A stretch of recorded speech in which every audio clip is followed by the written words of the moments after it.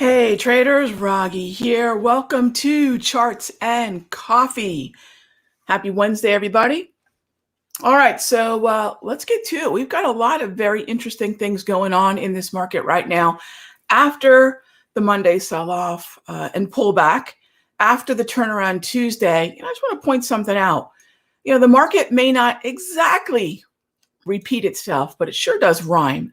When you see certain patterns happening again and again, yeah, there's always an exception, but these little pullbacks look kind of familiar, don't they?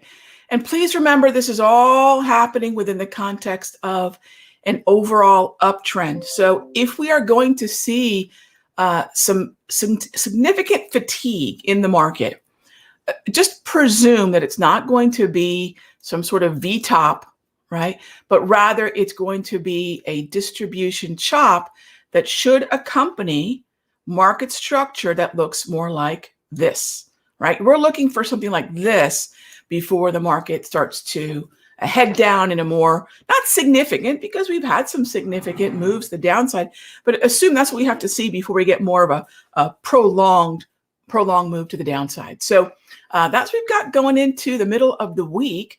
And let's jump into the questions, all right? So first of all, Peter, Netflix, sure. So, we had earnings. So let's talk about the directional bias. So two things. One, I don't play through earnings. I like the pre and I like the post. In other words, I'll play if there is a run up into earnings, cool. We can play that psychology in the preceding weeks before the release. Or once the data is released, there's that burst of volatility. So the question is, all right, Rog, we get a burst of volatility. Which way should I be favoring? It's really, really simple. It's really, really easy, actually. Take a look at the overall trend of the market. This has been double green for a while, which means if there is weakness, if there is some sort of low, you're going to fade it. That's it. I'm not going to fade the move higher and short it. If there is anything to do, it's a move to the downside and fade it. So I don't have any skin in the game here. Not really interested in playing those kinds of moves, but that is how, when I do, that's the game plan. That's the way we trade events like that. So thanks for the question, Peter. All right, Christian, good morning. When I see a pullback, what do I prefer buying between a call vertical versus selling a put credit spread? Okay, so Christian, if the question is, and if there is a particular symbol you guys want me to take a look at, let me know. I'll be happy to dive in. But let's just jump on over to, say, the NASDAQ or something that's in an uptrend. So that's the first thing. We need an uptrend. And when the market does pull back, for example, on that candle right here, this candle right here, yeah. Okay, what would I want to do on that bearish momentum? So my first inclination is just to get long call. My second inclination, based on cost, is now really what we're talking about here is it's a cost or risk offset, right? So now we can talk about a call vertical. And if we want to go the credit route, we can go with the put credit spread, right? All three of these take advantage of the same momentum. Bearish momentum allows me to skew up the long call. Bearish momentum allows me to leg into the call vertical. I always leg into my call verticals. And a put credit spread, that bearish momentum allows me to maximize on the credit that I have collected. So it's really not a matter of preference based on the pullback alone. It's really going to be based on the cost and whether I need to offset some of the debit or whether I just want to straight up go with the credit because it might be a very pricey option, And so it's not really the move that determines which of the three I'm going to do. It's really risk, cost, and my preference to keep the risk to my account at a certain threshold. So to keep that threshold intact, I will likely consider a different strategy, but they all have the same timing. Isn't that interesting? Thank you for the question, Christian. All right, next up, good morning. So the question here, Matus, my thoughts on the dollar yen. Here's a problem. I don't know whether the dollar yen would be so first question when it comes to Forex. What is the driver of your interest in the dollar yen? Meaning, is it the US dollar or is it the yen? Because one of these has to be the dominant reason for your trade. So for example, I've been very interested in the yen because I expect the yen to continue to weaken as I expect the overall markets to continue higher. Not necessarily new highs, but certainly just continue and to retrace the steps higher. So my preference is for yen shorts. So if I know my driver is a desire to short the yen, and now I need what is the best strength currency that I can buy as I short yen.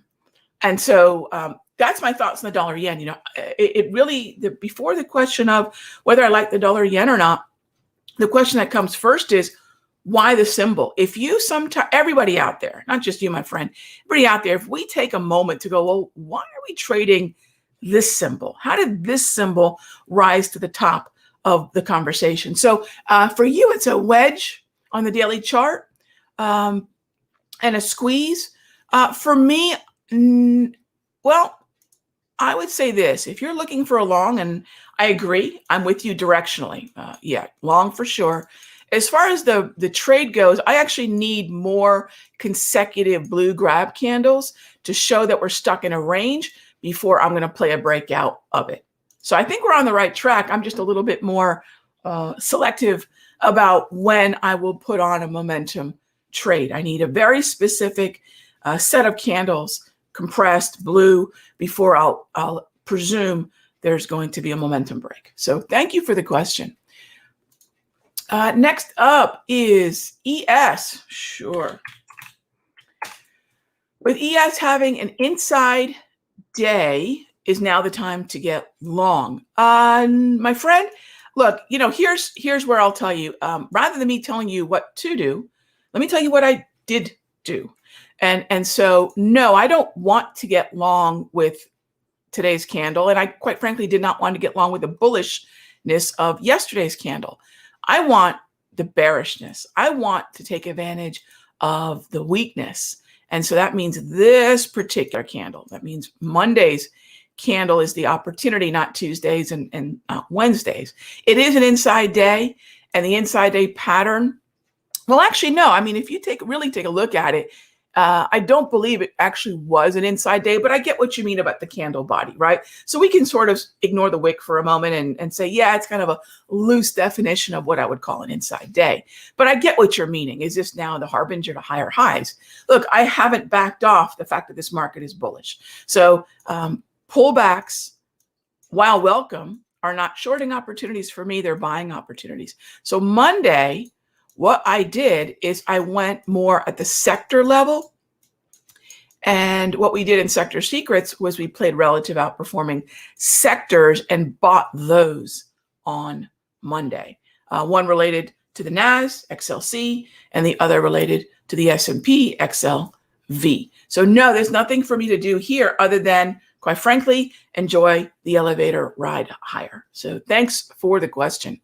So I agree with you on sentiment. I'm not there in terms of timing, only because I've already put those longs on during Monday's session. Debbie, XLRE strong. Yes, it has been, hasn't it? It's been actually very, very strong. And that move yesterday, I was thinking, all right, come on down just a little bit more, get down into the wave, maybe into the volume ledge in here.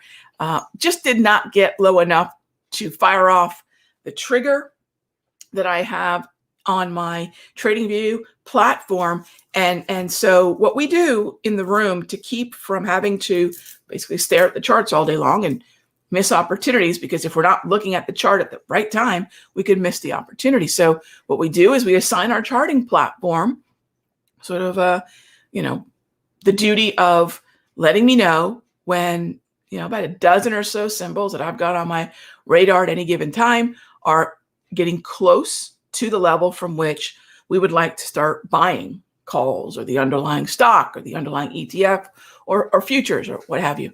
So I just didn't get, we were so close, but I just did not get my trigger, which was 45.05, I believe, on XLRE. So really bummed about that. But as long as we're looking to the long side, as long as we're looking in the right direction, that I'm not trying to short a double green market, even if you're more aggressive than me, this is still going to be, I think, a trade you can take advantage of. But now that it's moved higher and it's going to open even higher, yeah, nothing I can do until it gets back down to a zone of support that we can buy.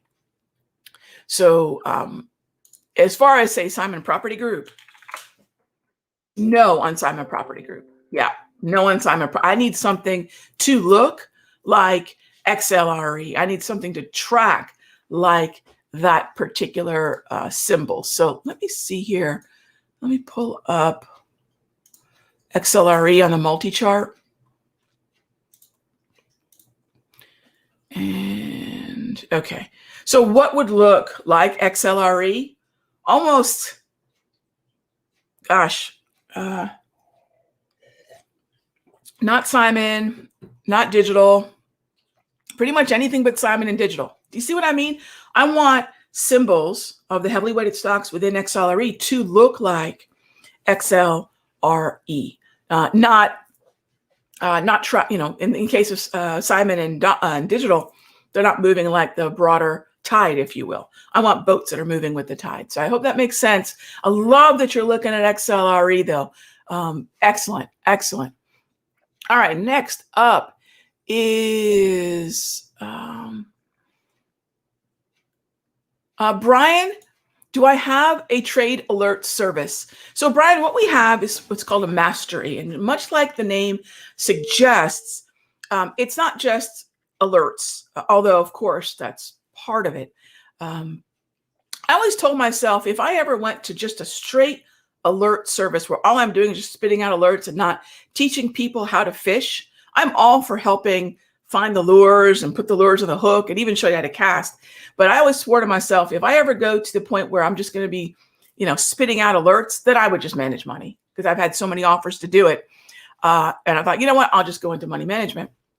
But I still have a real drive, as does my partner here in the office.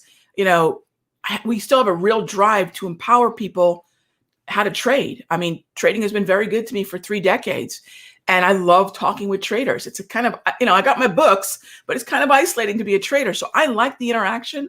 That's still something that feeds me. We've got to get up in the morning and enjoy what we do. And I love doing this. And part of what I actually loved is the interaction with like-minded, trend-following traders. So yes, we have what's called a mastery, where, for example, today, at 9:20, when we're done with charts and coffee, I'm going to go jump into the room and go talk to, 500-600 people that I actually really adore, enjoy spending time with, sharing ideas with. I call it my think tank. So I'll be doing that today in the Sector Secret. So you can check out simplertrading.com/sector. Yes, you will get my alerts, but you're also going to understand why I'm doing it. And so I hope that answers your question. I really, really want you guys to know that you can do this. You can. This is not, I think the idea that anyone cares more about your money than you is ridiculous, because nobody does. And I think that everyone can be empowered to understand how the market works and take advantage of it. It's not rocket surgery. So thank you. Thank you for the question, Brian. I appreciate that. XLCN. Yes, we're in the XLC calls. Am I going to exit the XLC calls before Facebook? Well, I mean, it's always on the table because Facebook is the #1 weighted stock within the XLC. But the cool thing is, we're going to hit targets, I believe, before that, and we'll be able to scale out, move to break even. So hopefully the price-based scaling out pays us, reduces our position size, and then if I determine that I want to hit the eject button based on time reasons, a date reason to get out, I certainly will keep that in mind. But remember that the effect Facebook has on XLC, while great, shouldn't be enough to really crush it. However, the fact of the matter is I'm pretty bullish Facebook. Otherwise, I wouldn't be bullish XLC. So I have to make a game time decision. But that is always on the table. And that's a great point. That is always on the table, though. Thank you for the question, Ann. Let's see. How does a gold long look? So, Alex, I'm sitting at gold basically from these levels with some GLD calls. I would rather this market stay above 1800. We basically bought some gold GLD calls, and we're just kind of sitting through this. I do acknowledge it's a non-trending market, and this is not typical of the kind of environment that I do like to get into. But while the ZB, which has been paying us handsomely on the way up, again, we've been buying this on pullbacks, and I will buy the next pullback as well. So I hope it does move lower. I don't think it will for very long, but I hope it does. But what I really need is for this market to level out somewhere and then open the door to gold moving higher. So I like where we are, but in gold, I love where we are in the bonds. I think we're taking our third target right now off the table and probably ratcheting close enough to be at a trailing stop type scenario, possibly today. But, and that's something we'll talk about in the sector room, gang, what the next plan is for gold and bonds and the S&P and the NAS, et cetera. But I am long, Alex. So I'm not only just looking for longs, I am long. So I'm with you. And you would probably get at this point a better fill in the long gold position than I would. So that's great. Yeah, for sure. All right. Next up, is it too late to participate in the crude oil move? Well, it depends on what kind of moves you like to take advantage of. I think of all the things that I could take advantage of and focus on, a choppy crude oil market after a bunch of volatility isn't my preference, but that was the threshold. So I would say from the standpoint of my having very, very specific levels at which zones that I want to engage the market, yeah, that's right now in the rearview mirror. But if it were to come back down to that level, then I think it would be actionable once more, but not my favorite because it's not really a great trending market for us. Okay. But thank you for the question, Ben. I appreciate that.